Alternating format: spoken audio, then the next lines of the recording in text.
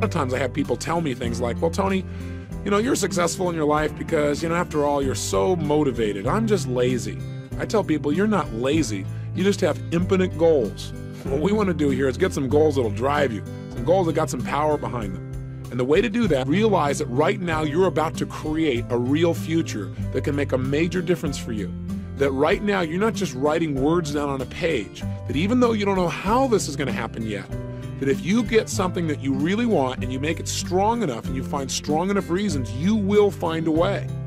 I've done goal-setting workshops like this and seminars for years. And what's amazing is the kinds of results that people generate. I remember where a woman stood up and said, I want to set a major set of financial goals, and that's part of what we're going to do in this workshop. She said, I want to make $100,000, and I want it in the next 7 weeks. The challenge I had when she said this was, hey, wait a second. 7 weeks is too short a period of time. This woman has never made over $30,000 in a year in personal income.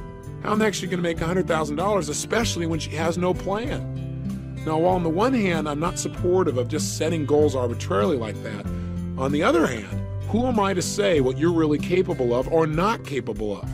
I think it's true that sometimes people set up goals that aren't realistic, meaning they really have no clue how it can be pulled off. But I also know that there's tremendous power if you get committed enough. And so, as I started to tell this woman, well, maybe you ought to relook at your goal, she was so strong about it that I decided to just let her keep it.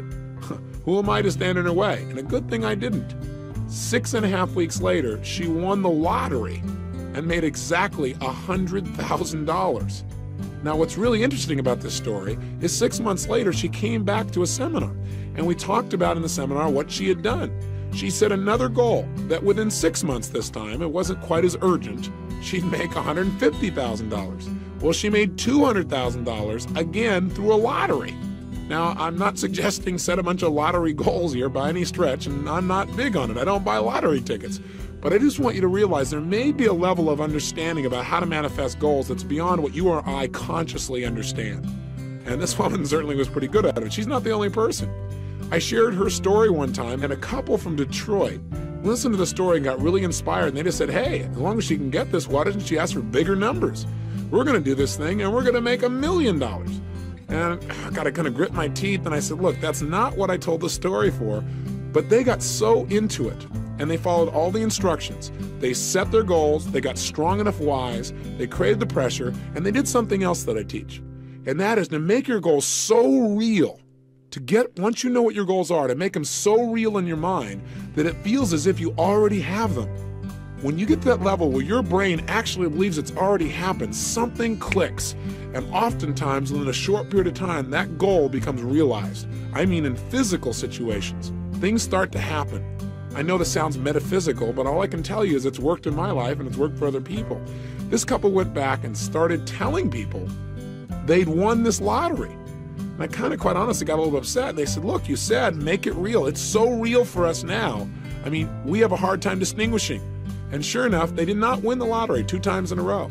But the 3rd time they won, and they won over $1 million. Their story's pretty legendary in our alumni group in the Detroit area, and in fact, across the country. So I want you to know that people around them said they were nuts, but they understood the power of being able to create something first in our mind. Everything around you in your life right now started out at one time as a thought. I mean, think about it. What are some things that you have in your life right now? Some relationships, some people, some skills, some beliefs, maybe a job that once was nothing but a goal. You're in that same moment now of creation.